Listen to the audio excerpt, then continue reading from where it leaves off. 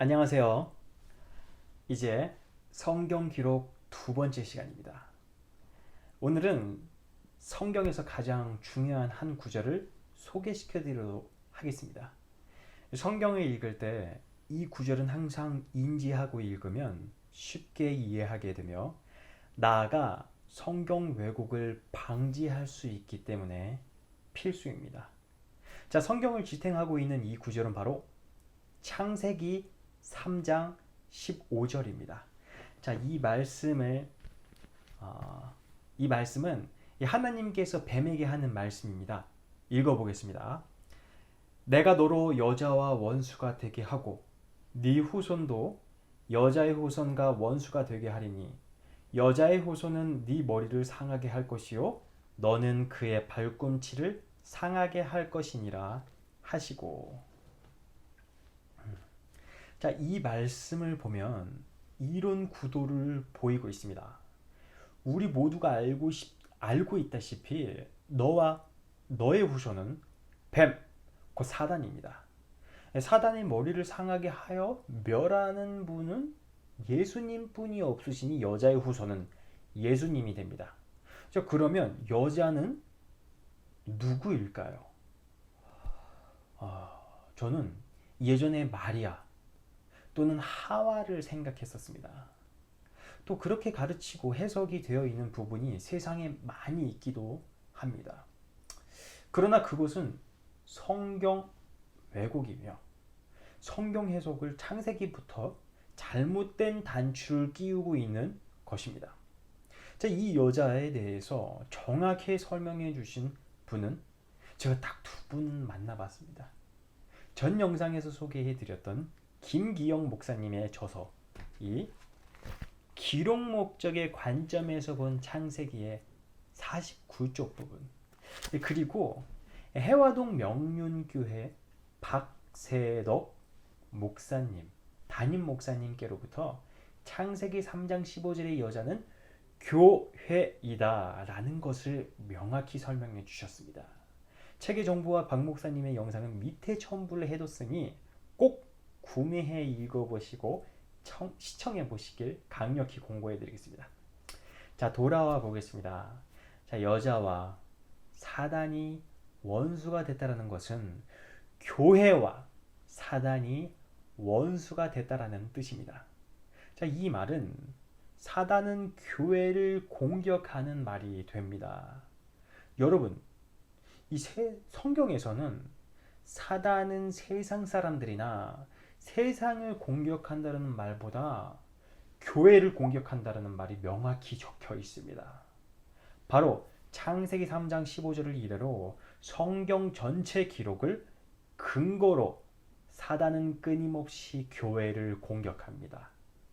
구약에 이스라엘 백성이 가나안 땅에 들어가지 못하게, 하나님의 뜻대로 살지 못하게, 성전 재건을 하지 못하게, 후손으로 오실 예수님의 계보를 끊으려는 흔적들이 난무합니다.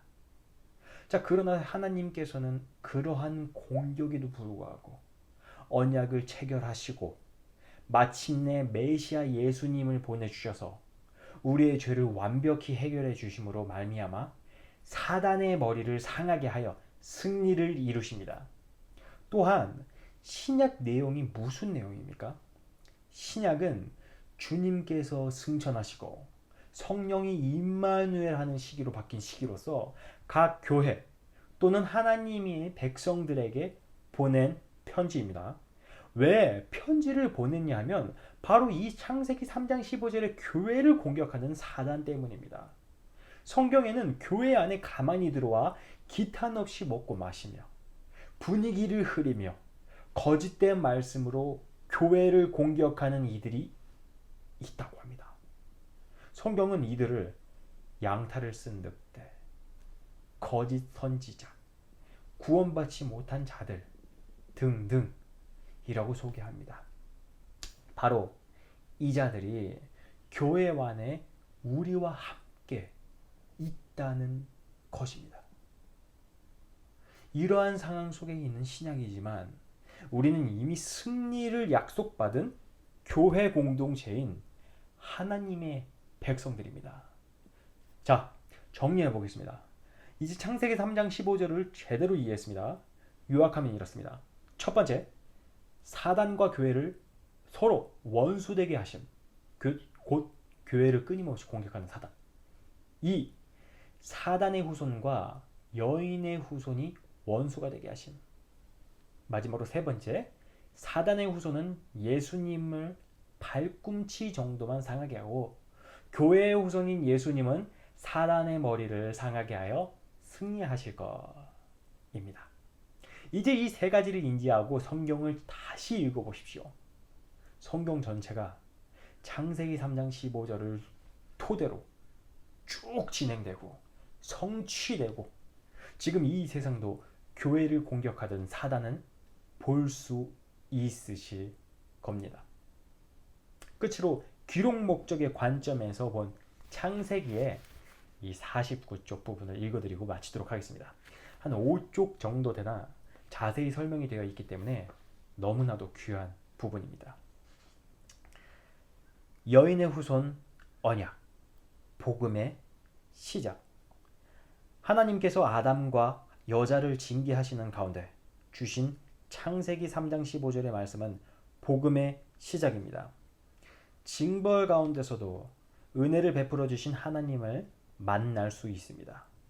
그런데 이 문장이 특이한 것은 곧 하나님, 내가 되게 하리니 구조의 피동구입니다. 사탄이 여인과 원수가 되고 싶어 되는 것이 아니라 하나님께서 되게 하신다는 것입니다. 여인의 후손 언약 1. 사탄과 여인이 서로 원수되게 하심.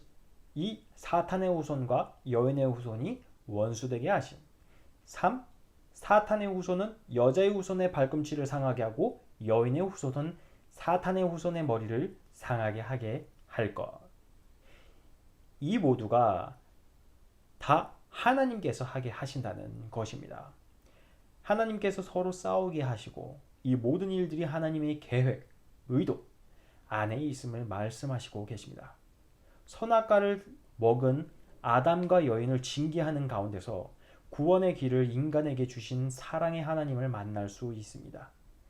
여인의 후손은 그리스도이신 예수님이라는 것을 압니다. 그러면 여인은 누구입니까? 2014년 초 예수님을 믿은 지 50여 년 되신 노 권사님과 이야기를 할 기회가 있었습니다. 자연스럽게 성경에 관한 이야기를 하다가 창세기 3장을 이야기하게 되었습니다. 너는 사탄이고 너의 후손은 사탄의 후손이니? 사탄이고 여인의 후손은 예수 그리스도이시고 여인은 누구인가? 이런 이야기들이 오고 갔습니다. 왜 예수님이 여인의 후손입니까? 동정녀 탄생을 하셨으니 남자의 후손이 아니라 여자의 후손? 그런데 복음서에는 예수님을 다윗의 후손이라고 부르고 있습니다. 뭔가 좀 부자연스럽습니다. 창세기 3장 15절에서 말씀하시는 여인은 예수님의 어머니 마리아가 아니라 교회, 이스라엘 공동체이고 예수님을 여인의 후손이라 칭하는 이유는 예수님께서 이스라엘 공동체를 통해서 오셨기 때문이라고 말씀을 드렸더니 지금까지 50여 년 예수님을 믿고 교회를 다녔지만 이 이야기는 처음 듣고 오늘에서야 창세기 3장 15절에 관한 의문이 풀렸다고 하셨습니다. 사도행전 7장 37절을 보면 스데반 집사님의 마지막 설교가 나오는데 이스라엘의 광야 생활을 광야교회라고 묘사하고 있습니다. 여기서 사용된 교회에 상응되는 헬라어가 에클레시아입니다. 그리고 신약 성경에서 사용된 교회라는 단어는 여성 명사인 에클레시아를 사용하고 있습니다. 예레미야서 31장 32절에서는 이 언약은 내 여호와가 그들 이스라엘의 남편이 되었어도 라고 말씀하시므로 이스라엘을 하나님의 신부로 묘사하고 있습니다. 호세아서에서는 호세아는 하나님을 예표하고 호세아의 아내 고멜은 우상 숭배로 하나님을 떠난 이스라엘을 예표합니다. 하나님은 호세아에게 호세아와 결혼을 하고도 다른 사람의 여인이 된 고멜을 은 15개와 보리 한 오멜 반으로 음녀가 된 호세아를 사오라고 합니다. 호세아 3장 2절입니다. 이 일은 예수 그리스도의 구속의 사건을 말씀하고 계십니다. 또 계시록 12장에서는 임신한 한 여인의 모습이 나타나고 붉은 용은 그 여인을 핍박하고 여인은 하나님께서 예비하신 광야로 도망을 갑니다. 계시록 12장 6절. 그 여자가 낳게 될 아들을 만국을 다스리는 통치자 곧 예수 그리스도로 묘사하고 있습니다. 계시록 12장에서 묘사하고 있는 여인은 생물학적인 여인이 아니라 하나님의 언약 공동체인 교회를 지칭합니다. 예수님은 언약, 구약, 공동체인 이스라엘을 통해서 오셨습니다. 구약인 이 언약, 공동체로서 언약 공동체로서 이스라엘은 교회의 예표입니다. 그러므로 창세기 3장 15절에서 말하는 여자는 동정녀 마리아가 아니라 언약 공동체인 교회를 가리킨다는 것을 알 수 있습니다. 마지막입니다. 사탄은 항상 교회를 공격하고 교회는 복음을 전함으로 사탄의 세력을 점령하고 하나님 나라를 확장해 나갑니다. 교회가 이 세상에 존재하는 한 예수 그리스도의 재림의 때까지 항상 사탄과의 영적 전쟁을 할 것이고 교회는 그것을 통해서 영적 야성을 키우고 영적인 모든 부분이 성장하게 될 것입니다. 하나님은 자기 백성을 온실 속에서 키우시는 것이 아니라 영적 전쟁터에서 영적 전쟁을 통해서 강하게 키우신다는 것을 사실을 알 수 있습니다. 하나님께서는 모든 그리스도인들을 필연적으로 영적 싸움을 하게 하시기에 진정한 그리스도인들은 영적 전쟁을 두려워해서는 되지 않습니다. 감사합니다.